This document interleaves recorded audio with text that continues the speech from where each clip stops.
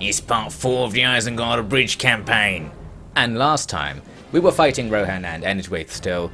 We somehow captured the Hornburg from Rohan, and then we drew Enedwaith's armies onto a bridge and slaughtered a couple of thousand of them, and that's bought us a bit of breathing room, for a while at least.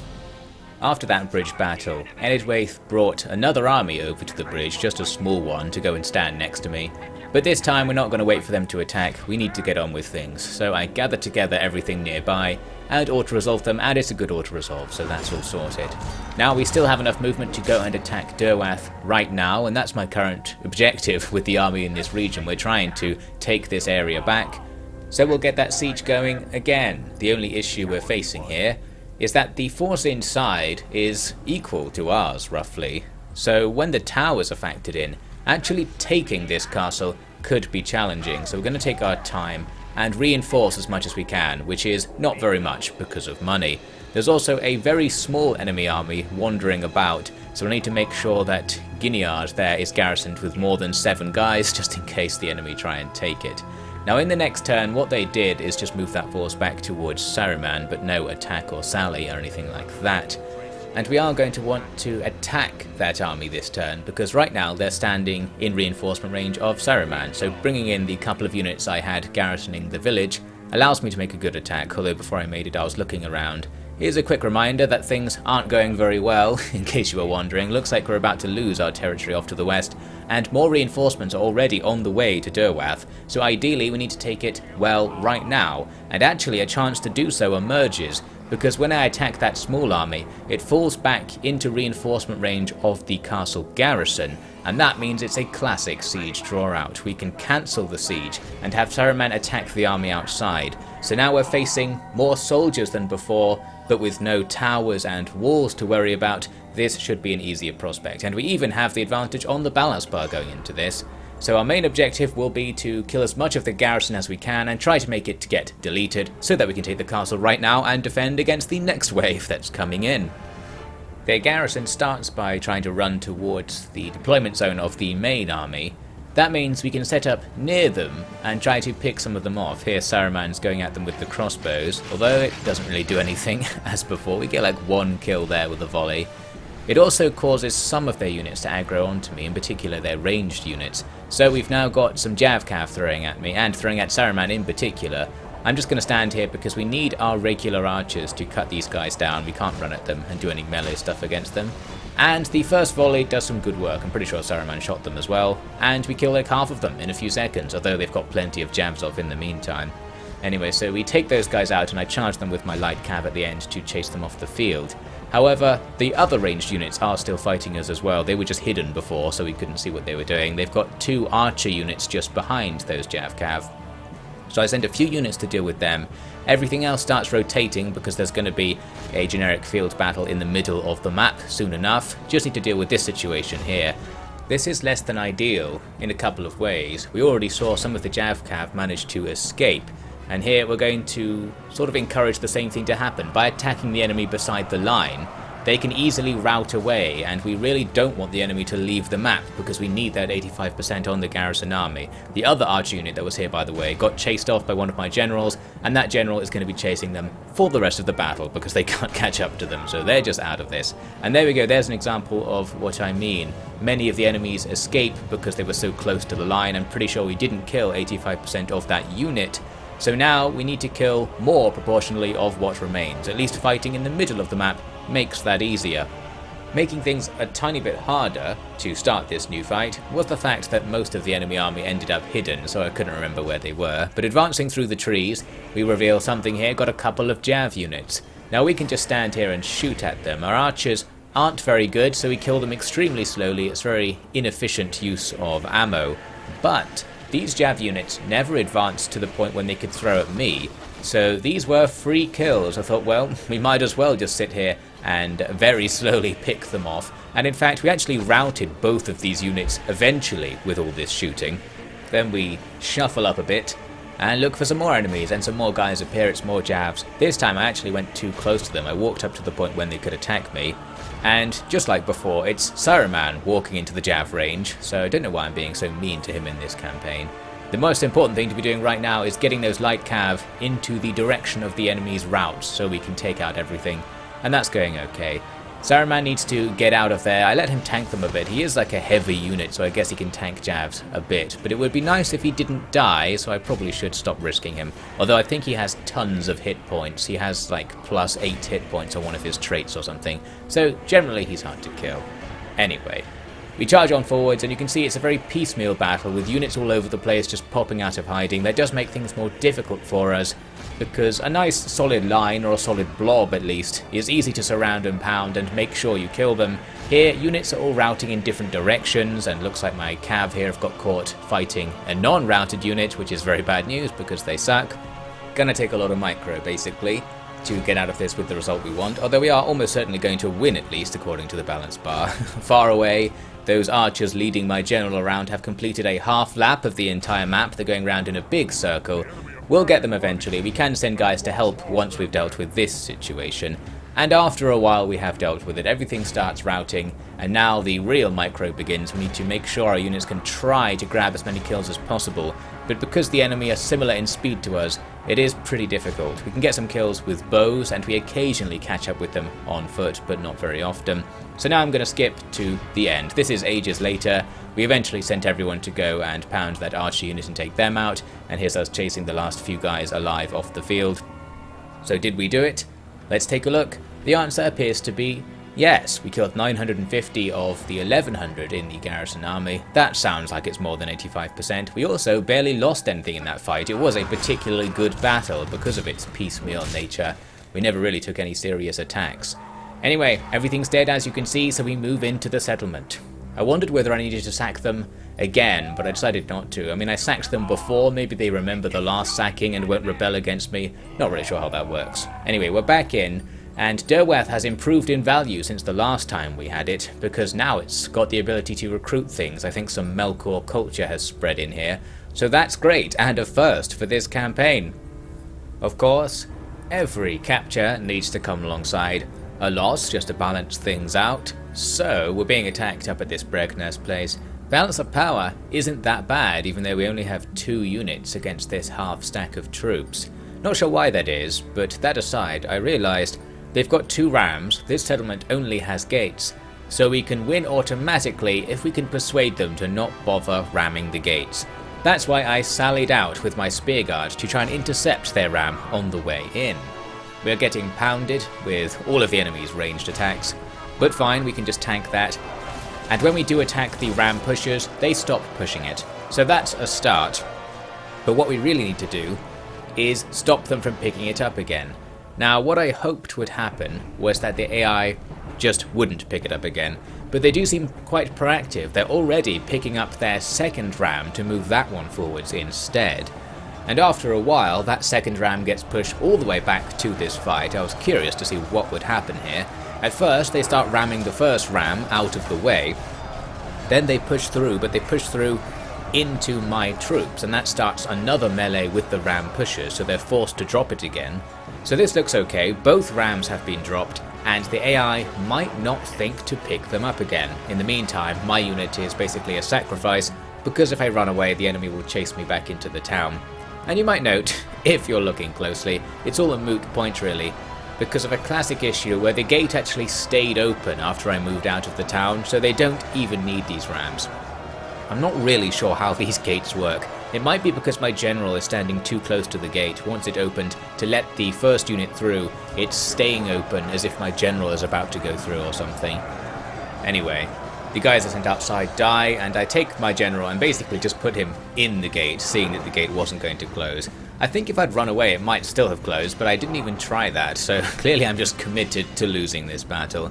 The enemy actually pushed a ram up to the gate and then dropped it and ran through, so I guess they were planning on opening it the hard way, but I've given them a bit of a shortcut. This is probably just going to speed things up realistically. If I ran away, they would just ram open the gate and then do this, so I'm saving a bit of real life time. That's not going to be of much consolation to my troops, who are just going to have to die trying to hold the enemy out, and you can see the effects of the early Total War games is mass mechanics. They can push us back even without actually killing the models, which is quite nice. I think the later games should have done this. But anyway, all that's left for me to do in the battle is wait and see what happens. We're taking favourable fights against ranged units and pikes out of formation, things like that, so we're going to get quite a few kills, but the enemy's sheer numbers are enough to eventually take my guys out. And finally our general falls. Not such a bad last stand. We did really rack up the kills, over 600 in the end, so we've sort of halved this enemy army. That's going to make them going on to attack more stuff less likely, and opens up the possibility of us getting an army together that could plausibly counterattack them. But we've got other stuff to deal with in the meantime. As you can see, even more Enedwaith armies are on the way in. One army's gone past our defences and is threatening Gilead, that village place, again. We're going to counter that by dragging out loads of new recruits from Isengard and throwing them into the village. Gilead is actually called. So that force might match the guys that are nearby. We've also now got the population to build walls around the village, which makes things a lot easier, although that will take 4 turns and most of my money, of course. Anyway, so we've got this larger force just coming down the road towards Derwath, and we're not going to do anything fancy right here. I just took all the guys in Saruman's army except 1 unit to hold the castle and attacked them on the road. We're going to have a straight up field battle to try and settle this right now. Looking at their army, I noted it's mostly ranged units, so that means they're vulnerable to a bum rush strategy. Basically, we're just going to run at them and see what we can do with this. I made it a night battle, thinking perhaps this will reduce enemy morale or something. Looks like they're trying to hide, but the night battle aspect actually gives them away because the torches don't go invisible, so we can see roughly where their formation actually is. Annoying they have so many units that can just hide in the open like that. Anyway, we run at them as planned, and now we're going to get hit with a whole load of arrows and javelins. That's also part of the plan. And we'll just try and get in there. I've got my light cav running across the face of the enemy army to tank some shots, because obviously I don't like them very much for some reason. And everyone else just runs for it. And here we are a bit later. Obviously it's going to be really hard to tell what's going on because it's a night battle and both sides look the same from the height of the camera. So I'm spamming the flash sides thing to get an idea of what's going on. You can also see I've made my line nice and thin and wide to try and outflank the enemy, but because they have a lot of units that are going to skirmish away, actually getting this fight going is going to be difficult. We need to try and pin the enemy down, and just like we saw before, lots of the units can run away just as fast as we can chase them. And that means the battle becomes quite spread out, as we see here now a bit later. There are a few melee units that are fighting with ours, and we'll have the advantage just because ours are a bit better. And as for the archer units, we can easily beat them if we can reach them, but for the most part we can't. Although actually, that said, they had 1 unit of Javs that's right at the back in this shot. And it's taking out a unit of my Guard, who was supposed to be my heavy attack unit. So that was a shame, not really sure what happened. At least everything else died. I used my archers to shoot them at point blank range to eventually get these blobs to rout. So that's all the melee troops dealt with easily enough. And now it's a long case of chasing down the skirmishing things. We can always chase them to the edge of the map if we need to. Here's that unit I mentioned. They've got these Javs that somehow managed to defeat my Guard in melee, perhaps the difficulty up to no good. Brought in Saruman to support with some crossbows there. That's going to help out, slowly at least, because the crossbows take ages to reload. Other stuff will be on the way, and Saruman needs to turn around because he's actually being jabbed again from behind. It seems like we can't have a battle without Saruman being hit by a volley of jabs. This is the Saruman gets shafted campaign. A bit later, more stuff has come over to support this battle against the enemy's surprisingly good jabs. We've now lost all of our Guard trying to fight them, so that did not go very well. But now we can take out the Javs, although annoyingly again they're skirmishing away, so we have to start chasing them to finish them off here.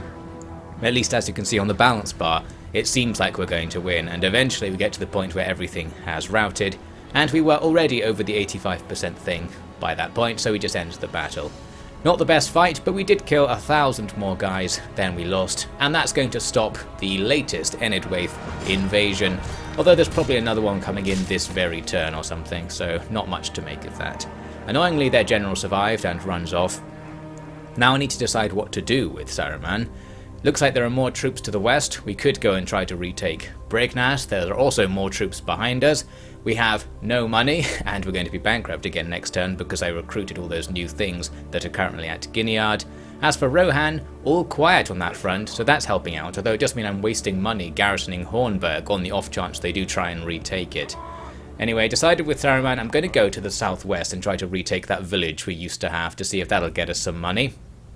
Now it's time for the next Endwaith turn, and their army near Gineard actually comes down and just besieges Derwath again. So that's not so bad, now they're going to be stuck there for a turn, and Saruman is nearby, plus the guys at Gineard can follow them. But more enemies are coming from the west and the northwest. That's particularly annoying. Because of the river, it's really hard to switch between where Saruman is now and where Bregness is, despite them looking close together. So dealing with all of these different directions of invasion is hard. This stack near Bregness looks like it could attack Gineard this turn, meaning I can't move these troops out of the place. But doing some testing here, it looks like they would actually walk up to the village and then not be able to attack, because it would use all of their movement points and you need a tiny bit more to make an attack at the end of your move. So, with that assumption in hand, I decided to move out of the village and bring all of the units there down to be behind the force besieging Derwath. Now with Saruman, I was wondering whether to support because I could go on south and try to take some territory as mentioned. However, with this new invasion coming from the west, I realised we're going to need a lot of troops around Derwath again next turn. So we might as well just commit this turn to fighting off this siege with overwhelming force, so we can definitely do it. So everything unifies together, even the garrison will come out for this little battle. And with that balanced by auto-resolved, and it was a good auto-resolve, so there we have it. That's another siege at Derwath dealt with. I wanted to see, by the way, what was at that village to the southwest, so I used my diplomat to scout. And it's just a few units, nothing too much, making another ceasefire offer while I'm here. What I've been doing is constantly offering tribute deals, things that we can renege on later basically, and sometimes I can even get the deal down to balanced some turns. However, they never accept it. I'm doing the same thing with Rohan and they never accept it either.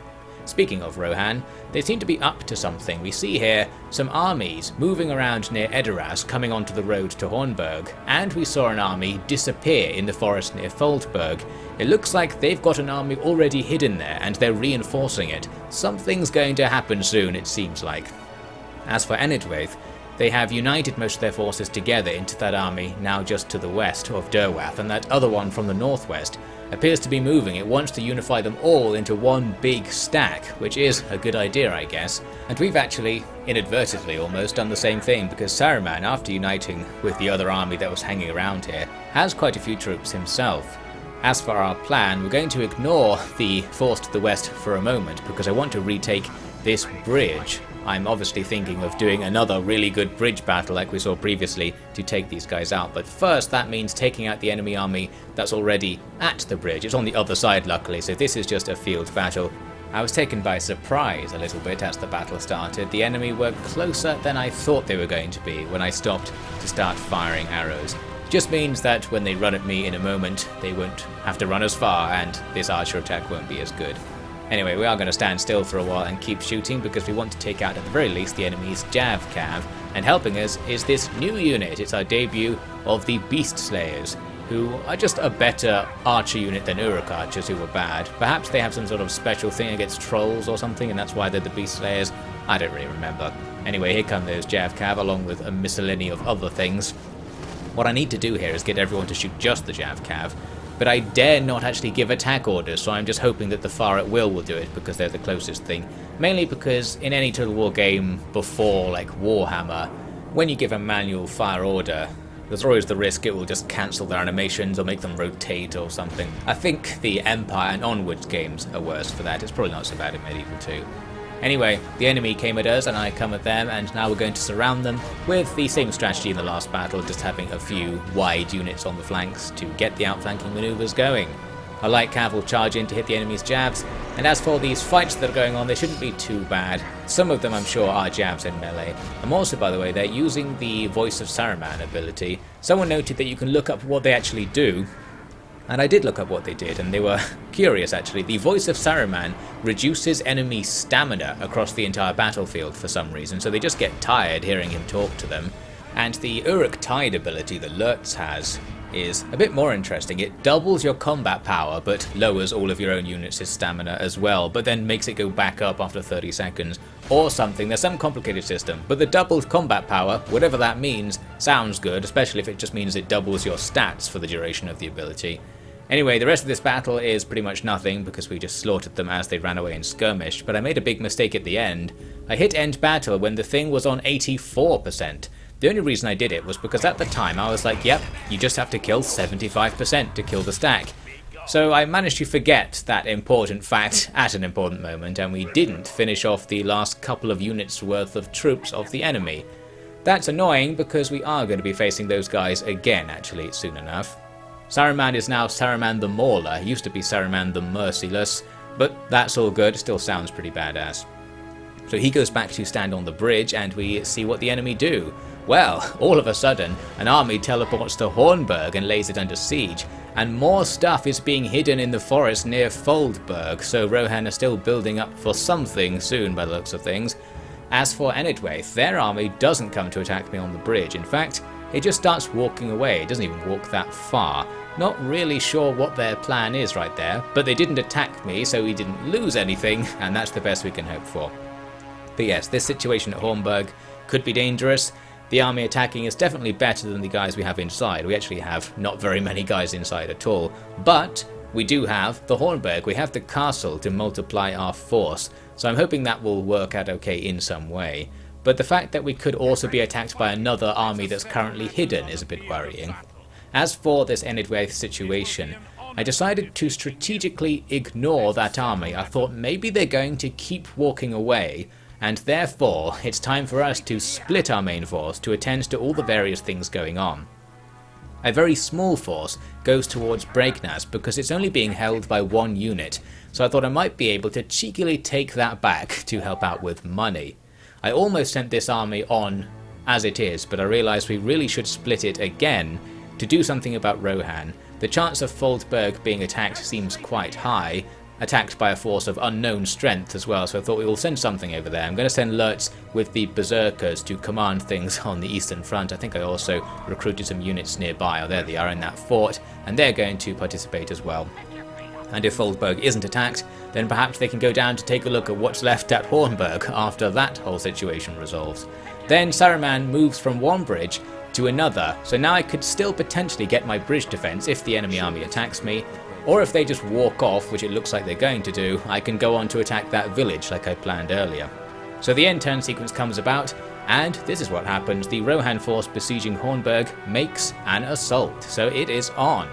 The balance bar is looking pretty good actually. It's even for some reason. It even says that it's a 2-to-1 strength ratio in our favour, despite also being even. I think there's some confusion of the force multiplier of the castle being used there in some way. The enemy force looks better, but then again they have a lot of cav, and that's not going to be all that useful, at least at first, in a castle assault.